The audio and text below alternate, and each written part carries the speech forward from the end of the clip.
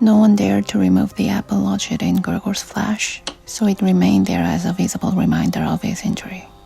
He had suffered it there for more than a month, and his condition seemed serious enough to remind even his father that Gregor, despite his current sad and revolting form, was a family member who couldn't be treated as an enemy. On the contrary, as a family there was a duty to swallow any revulsion for him and to be patient, just to be patient. Because of his injuries, Gregor had lost much of his mobility, probably permanently. He had been reduced to the condition of an ancient invalid, and it took him long minutes to crawl across his room. Crawling over the ceiling was out of the question. But this deterioration in his condition was fully, in his opinion, made up for by the door to the living room being left open every evening. He got into the habit of closely watching it for 1 or 2 hours before it was opened, and then, lying in the darkness of his room where he couldn't be seen from the living room, he could watch the family in the light of the dinner table and listen to their conversation, with everyone's permission, in a way, and thus quite differently from before. They no longer held the lively conversations of earlier times, of course, the ones that Gregor always thought about with longing when he was tired and getting into the damp bed in some small hotel room. All of them were usually very quiet nowadays. Soon after dinner, his father would go to sleep in his chair. His mother and sister would urge each other to be quiet. His mother, bent deeply under the lamp, would sew fancy underwear for a fashion shop. His sister, who had taken a sales job, learned shorthand and French in the evening so that she might be able to get a better position later on. Sometimes his father would wake up and say to Gregor's mother, "You're doing so much sewing again today," as if he didn't know that he had been dozing. And then he would go back to sleep again while mother and sister would exchange a tired grin. With a kind of stubbornness, Gregor's father refused to take his uniform off even at home. While his nightgown hung unused on its peg, Gregor's father would slumber where he was, fully dressed, as if always ready to serve and expecting to hear the voice of his superior even here. The uniform had not been new to start with, but as a result of this, it slowly became even shabbier despite the efforts of Gregor's mother and sister to look after it. Gregor would often spend the whole evening looking at all the stains on his coat, with its gold buttons always kept polished and shiny, while the old man in it would sleep, highly uncomfortable, but peaceful. As soon as it struck 10, Gregor's mother would speak gently to his father to wake him and try to persuade him to go to bed, as he couldn't sleep properly where he was, and he really had to get his sleep if he was to be up at 6 to get to work. But since he had been in work, he had become more obstinate and would always insist on staying longer at the table, even though he regularly fell asleep, and it was then harder than ever to persuade him to exchange the chair for his bed. Then, however, much mother and sister would importune him with little reproaches and warnings. He would keep slowly shaking his head for a quarter of an hour with his eyes closed and refusing to get up. Gregor's mother would tug at his sleeve, whisper endearments into his ear. Gregor's sister would leave her work to help her mother, but nothing would have any effect on him. He would just sink deeper into his chair. Only when the two women took him under the arms, he would abruptly open his eyes, look at them one after the other and say, "What a life. This is what peace I get in my old age." And supported by the two women, he would lift himself up carefully, as if he were carrying the greatest load himself. Let the woman take him to the door, send them off, and carry on by himself, while Gregor's mother would throw down her needle and his sister her pen so that they could run after his father and continue being of help to him, who, in this tired and overworked family, would have had time to give more attention to Gregor than was absolutely necessary. The household budget became even smaller. So now the maid was dismissed. An enormous, thick-boned charwoman with white hair that flapped around her head came every morning and evening to do the heaviest work. Everything else was looked after by Gregor's mother on top of the large amount of sewing work she did. Gregor even learned, listening to the evening conversation about what price they had hoped for, that several items of jewelry belonging to the family had been sold, even though both mother and sister had been very fond of wearing them at functions and celebrations. But the loudest complaint was that, although that flat was much too big for their present circumstances, they couldn't move out of it. There was no imaginable way of transferring Gregor to the new address. He could see quite well, though, that there were more reasons than consideration for him that made it difficult for them to move. It would have been quite easy to transport him in any suitable crate with a few air holes in it. The main thing holding the family back from their decision to move was much more to do with their total despair and the thought that they had been struck with a misfortune unlike anything experienced by anyone else they knew or were related to. They carried out absolutely everything that the world expects from poor people. Gregor's father brought bank employees their breakfast. His mother sacrificed herself by washing clothes for strangers. His sister ran back and forth behind her desk at the behest of the customers. But they just didn't have the strength to do any more. And the injury in Gregor's back began to hurt as much as when it was new. After they had come back from taking his father to bed, Gregor's mother and sister would now leave their work where it was and sit close together. Cheek to cheek, his mother would point to Gregor's room and say, "Close that door, Gret." And then, when he was in the dark again, they would sit in the next room and their tears would mingle, or they would simply sit there staring dry-eyed at the table. Gregor hardly slept at all, either night or day. Sometimes he would think of taking over the family's affairs, just like before. The next time the door was opened, he had long forgotten about his boss and the shift clerk, but they would appear again in his thoughts. The salesman and the apprentices, that stupid tea-boy, 2 or 3 friends from other businesses, one of the chambermaids from a provincial hotel, a tender memory that appeared and disappeared again, a cashier from a hat shop for whom his attention had been serious but too slow. All of them appeared to him, mixed together with strangers and others he had forgotten. But instead of helping him and his family, they were all of them inaccessible, and he was glad when they disappeared. Other times he was not at all in the mood to look after his family. He was filled with simple rage about the lack of attention he was shown, and although he could think of nothing he would have wanted, he made plans of how he could get into the pantry where he could take all the things he was entitled to, even if he was not hungry. Gregor's sister no longer thought about how she could please him, but would hurriedly push some food or other into his room with their food before she rushed out to work in the morning and at midday. And in the evening, she would sweep it away again with the broom, indifferent as to whether it had been eaten or, more often than not, had been left totally untouched. She still cleared up the room in the evening, but now she could not have been any quicker about it. Smears of dirt were left on the walls. Here and there were little balls of dust and filth. At first, Gregor went into one of the worst of these places when his sister arrived as a reproach to her. But he could have stayed there for weeks without his sister doing anything about it. She could see the dirt as well as he could, but she had simply decided to leave him to it. At the same time, she became touchy in a way that was quite new for her and which everyone in the family understood. Cleaning up Gregor's room was for her and her alone. Gregor's mother did once thoroughly clean his room and needed to use several bucketfuls of water to do it. Although that much dampness also made Gregor ill and he lay flat on the couch, bitter and immobile. But his mother was to be punished still more for what she had done, as hardly had his sister arrived home in the evening than she noticed the change in Gregor's room and, highly aggrieved, ran back into the living room where, despite her mother's raised and imploring hands, she broke into convulsive tears.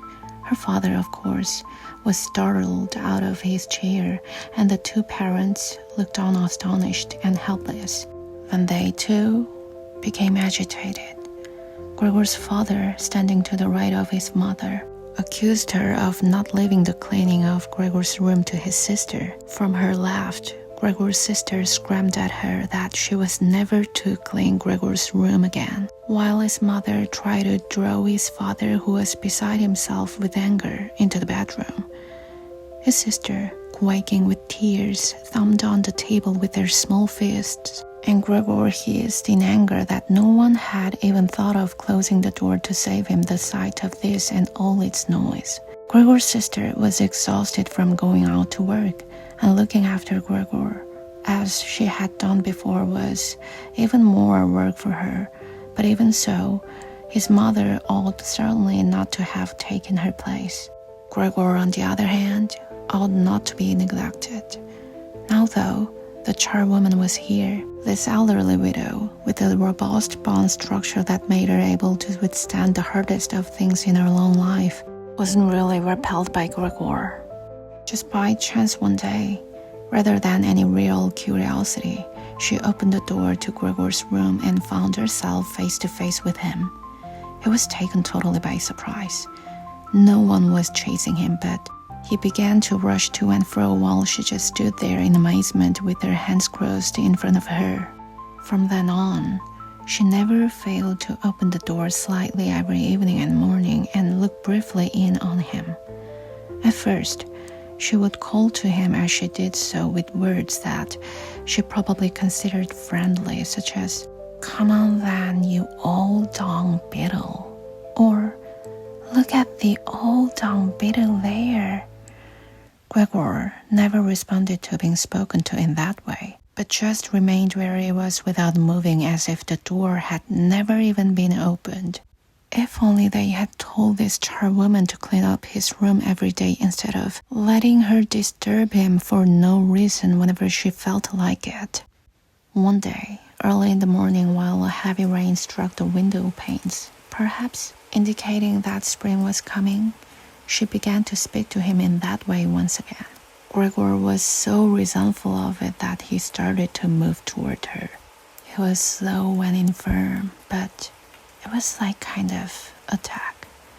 Instead of being afraid, the charwoman just lifted up one of the chairs from near the door and stood there with her mouth open, clearly intending not to close her mouth until the chair in her hand had been slammed down into Gregor's back.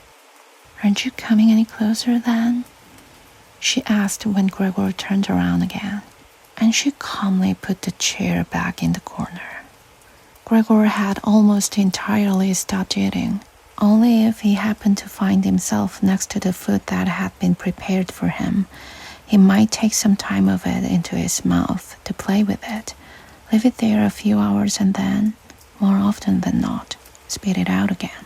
At first, he thought it was distress at the state of his room that stopped him eating, but he had soon got used to the changes made there. They had got into the habit of putting things into this room that they had no room for anywhere else. And there were now many such things, as one of the rooms in the flat had been rented out to 3 gentlemen. These earnest gentlemen, all 3 of them had full beards, as Gregor learned peering through the crack in the door one day, were painfully insistent on things being tidy. This meant not only in their own room, but since they had taken a room in this establishment, in the entire flat, and especially in the kitchen. Unnecessary clutter was something they couldn't tolerate, especially if it was dirty. They had moreover brought most of their own furnishings and equipment with them. For this reason, many things had become superfluous which, although they couldn't be sold, the family didn't wish to discard. All these things found their way into Gregor's room. The dustbins from the kitchen found their way in there too.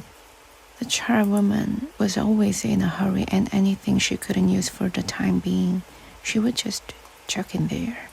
He, fortunately, would usually see no more than the object and the hand that held it. The woman most likely meant to fetch the things back out again when she had time and the opportunity, or to throw everything out in one go. But what actually happened was that they were left where they landed when they had first been thrown, unless Gregor made his way through the junk and moved it somewhere else.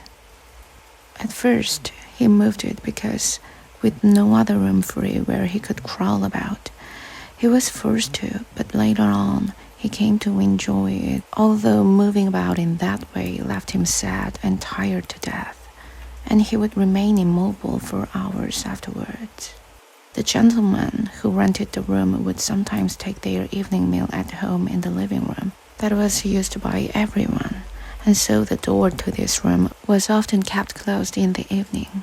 But Gregor found it easy to give up having the door open. He had, after all, often failed to make use of it when it was open, and, without the family having noticed it, laying in his room in its darkest corner. One time, though, the charwoman left the door to the living room slightly open, and it remained open when the gentleman who rented the room came in the evening and the light was put on.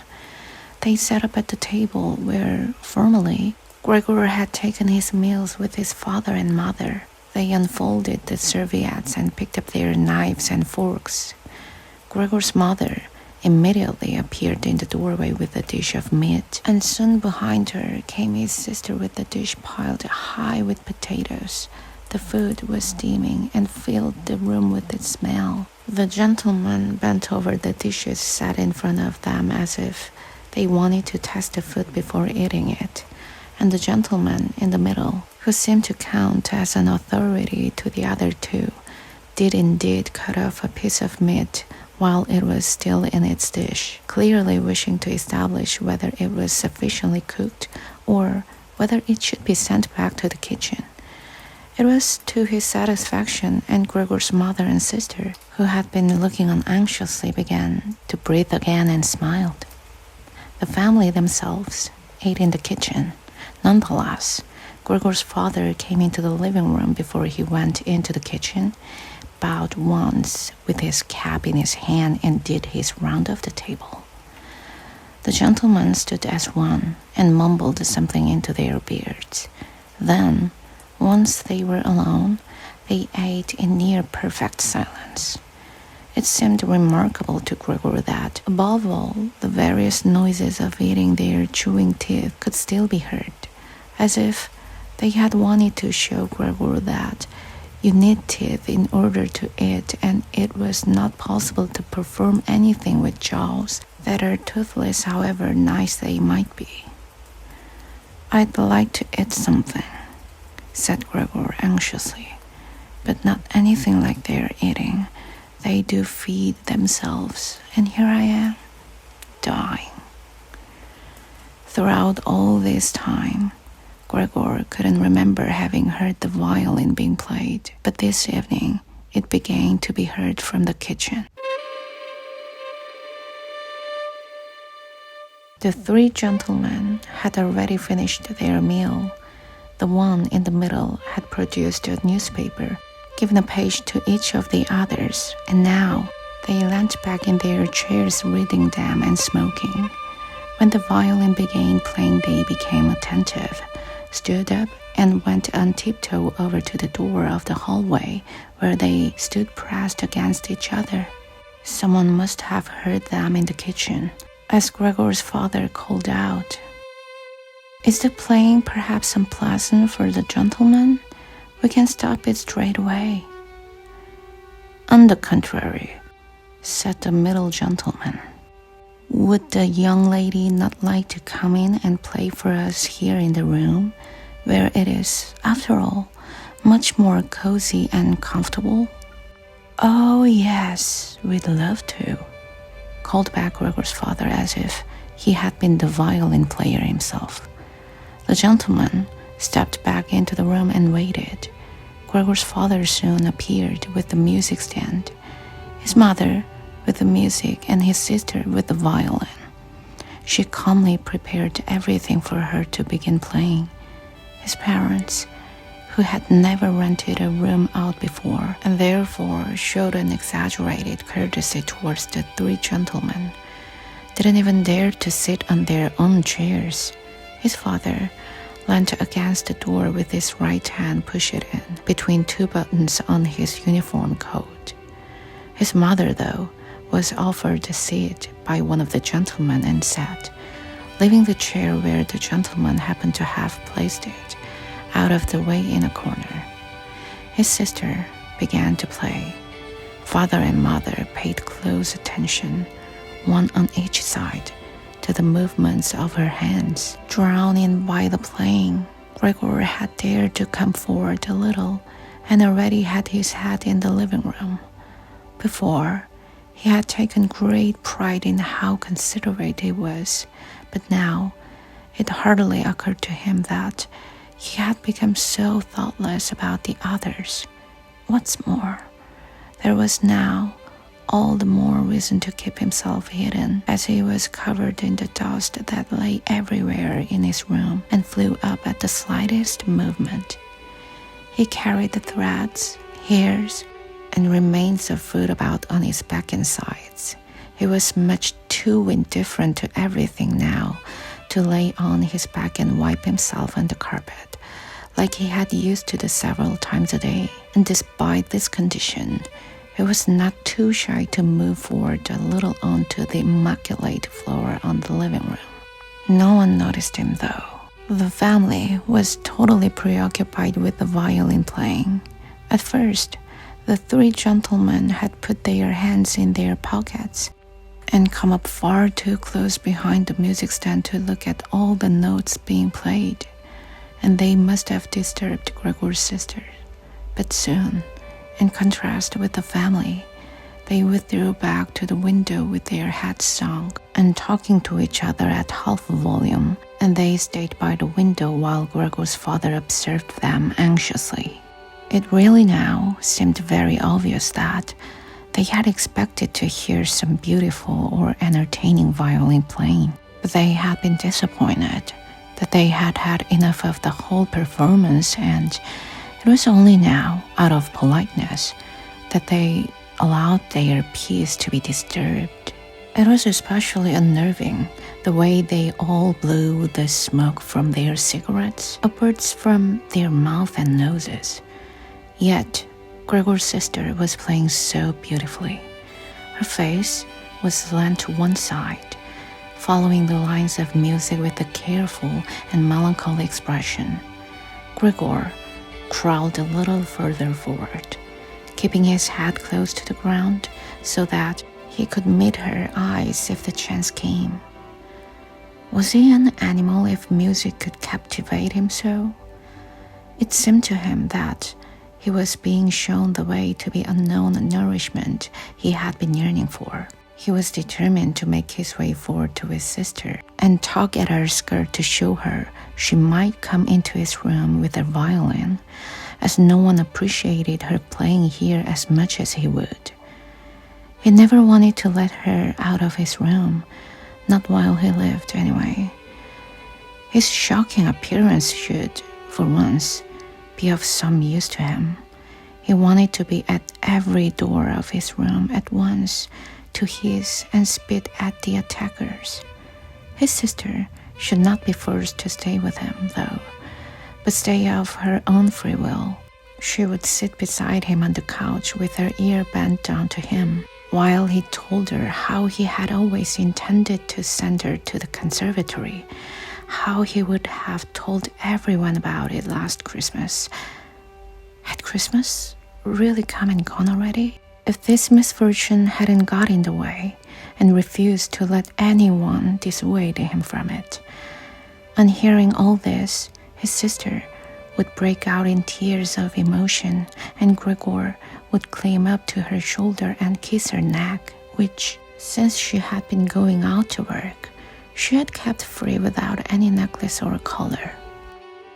"Mr. Samsa," shouted the middle gentleman to Gregor's father, pointing, without wasting any more words, with his forefinger at Gregor as he slowly moved forward. The violin went silent. The middle of the three gentlemen first smiled at his two friends, shaking his head, and then looked back at Gregor. His father seemed to think it more important to calm the three gentlemen before driving Gregor out, even though they were not at all upset and seemed to think Gregor was more entertaining than the violin playing had been.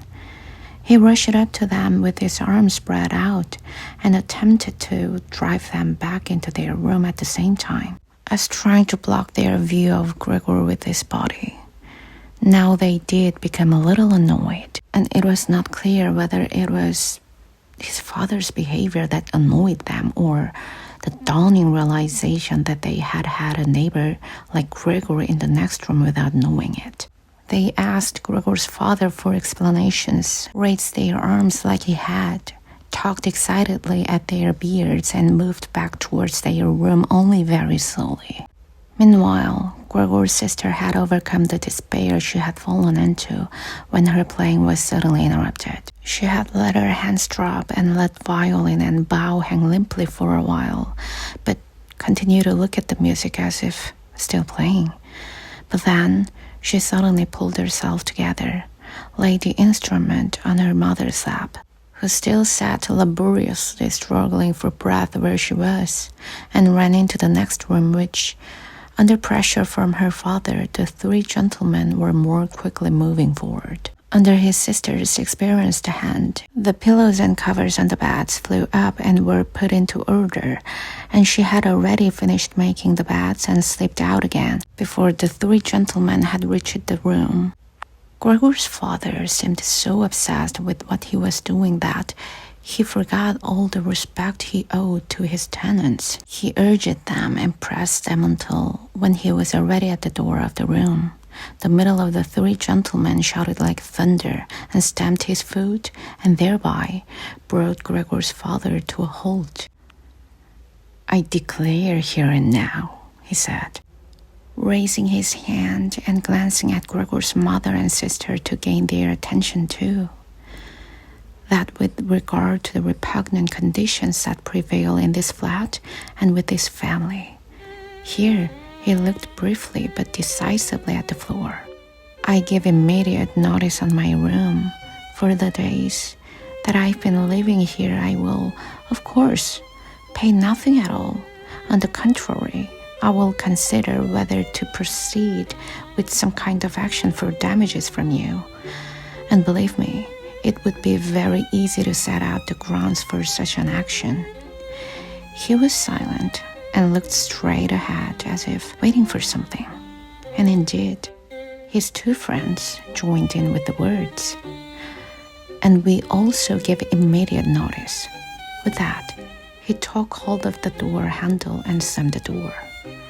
Gregor's father staggered back to his seat, feeling his way with his hands, and fell into it.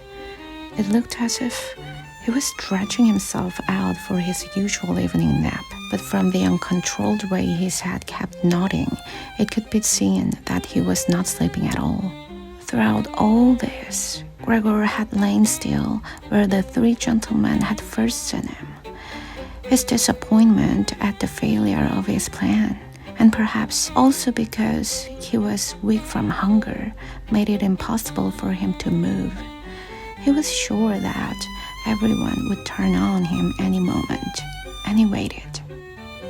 He was not even startled out of this state when the violin on his mother's lap fell from her trembling fingers and landed loudly on the floor. "Father, mother," said his sister, hitting the table with her hand as introduction.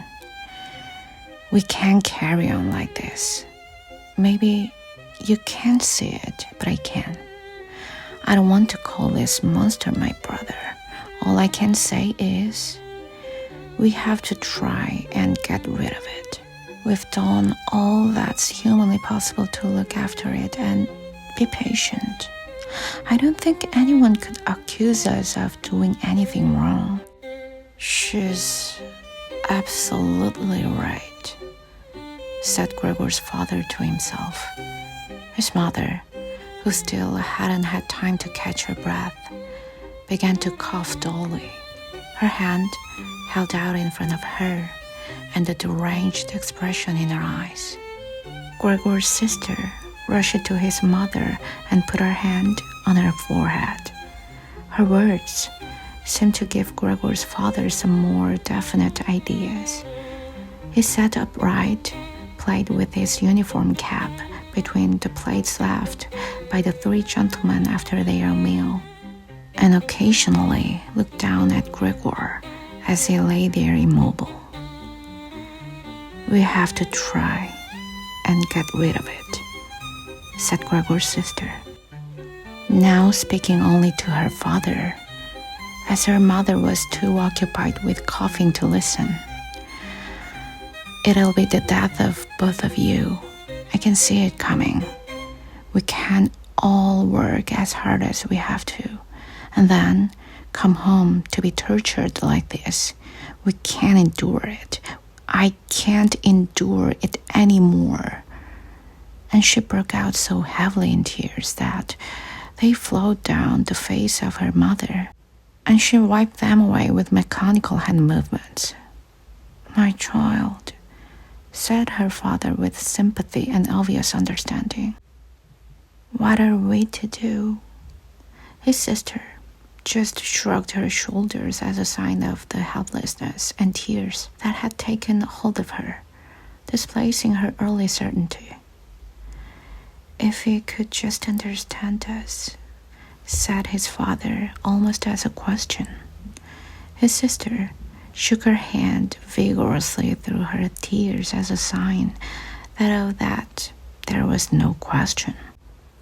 "If he could just understand us," repeated Gregor's father, closing his eyes in acceptance of his sister's certainty that that was quite impossible. "Then perhaps we could come to some kind of arrangement with them, but as it is..." "It's got to go," shouted his sister. "That's the only way, father. You've got to get rid of the idea that that's Gregor. We've only harmed ourselves by believing it for so long. How can that be Gregor? If it were Gregor, he would have seen long ago that it's not possible for human beings to live with an animal like that. And he would have gone of his own free will. We wouldn't have a brother anymore then. But we could carry on with our lives and remember him with respect. As it is, this animal is persecuting us. It's driven out our tenants. It obviously wants to take over the whole flat and force us to sleep on the streets. Father, look. Just look." She suddenly screamed. "He's starting again!" In her alarm, which was totally beyond Gregor's comprehension, his sister even abandoned his mother as she pushed herself vigorously out of her chair, as if more willing to sacrifice her own mother than stay anywhere near Gregor. She rushed over to behind her father, who had become excited merely because she was, and stood up half raising his hands in front of Gregor's sister as if to protect her. But Gregor had had no intention of frightening anyone, least of all his sister. All he had done was begin to turn round so that he could go back into his room, although that was in itself quite startling, as his pain-racked condition meant that turning around required a great deal of effort, and he was using his head to help himself do it, repeatedly raising it and striking it against the floor. He stopped and looked round. They seemed to have realized his good intention and had only been alarmed briefly. Now they all looked at him in unhappy silence. His mother lay in her chair with her legs stretched out and pressed against each other, her eyes nearly closed with exhaustion. His sister sat next to his father with her arms around his neck. "Maybe now they'll let me turn round," thought Gregor, and went back to work. He couldn't help panting loudly with the effort, and had sometimes to stop and take a rest. No one was making him rush anymore. Everything was left up to him. As soon as he had finally finished turning round, he began to move straight ahead. He was amazed at the great distance that separated him from his room, and couldn't understand how he had covered that distance in his weak state a little while before and almost without noticing it. He concentrated on crawling as fast as he could and hardly noticed that there was not a word, not any cry from his family to distract him. He didn't turn his head until he had reached the doorway. He didn't turn it all the way around, as he felt his neck becoming stiff. But it was nonetheless enough to see that nothing behind him had changed. Only his sister had stood up. With his last glance, he saw that his mother had now fallen completely asleep. He was hardly inside his room before the door was hurriedly shut, bolted, and locked. The sudden noise behind Gregor so startled him that his little legs collapsed under him. It was his sister who had been in so much of a rush. She had been standing there waiting and sprung forward lightly. Gregor hadn't heard her coming at all, and as she turned the key in the lock, she said loudly to her parents, "At last!" "What now then?" Gregor asked himself as he looked around in the darkness. He soon made the discovery that he could no longer move at all. This was no surprise to him. It seemed rather that being able to actually move around on those spindly little legs until then was unnatural. He also felt relatively comfortable. It's true that his entire body was aching, but the pain seemed to be slowly getting weaker and weaker and would finally disappear altogether. He could already hardly feel the decayed apple in his back or the inflamed area around it, which was entirely covered in white dust. He thought back of his family with emotion and love. If it was possible, he felt that he must go away even more strongly than his sister. He remained in this state of empty and peaceful rumination until he heard the clock tower strike 3 in the morning.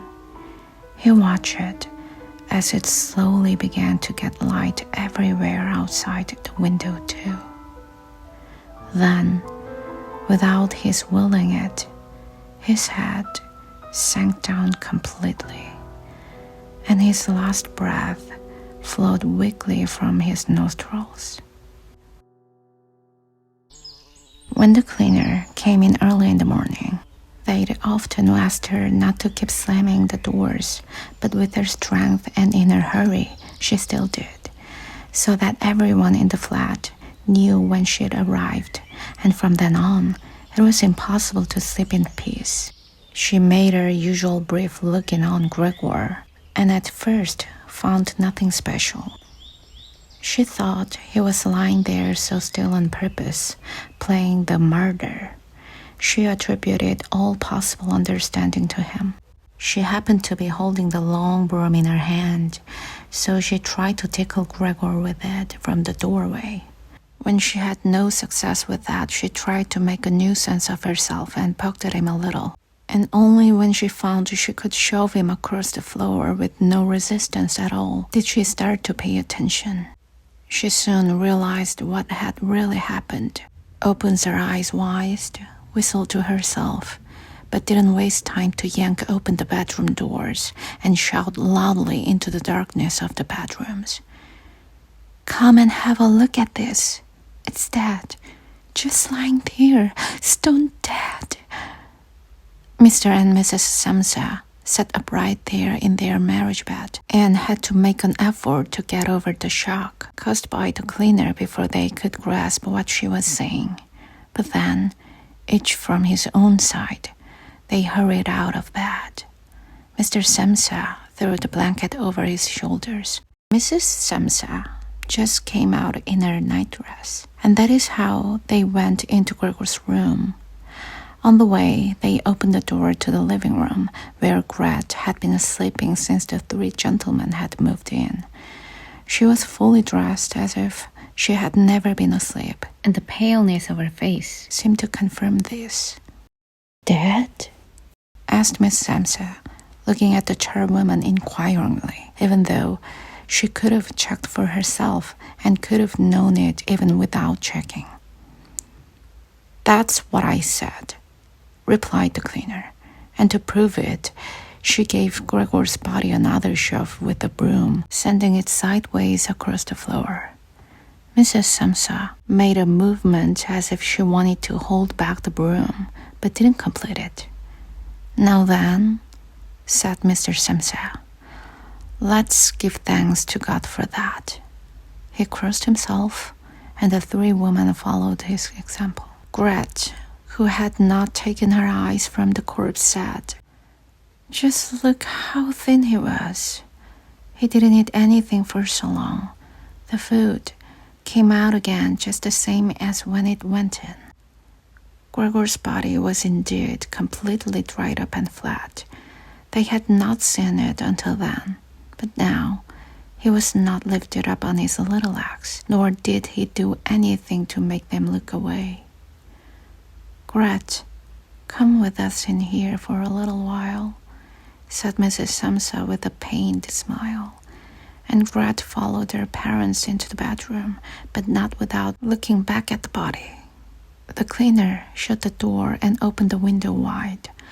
Although it was still early in the morning, the fresh air had something of warmth mixed in with it.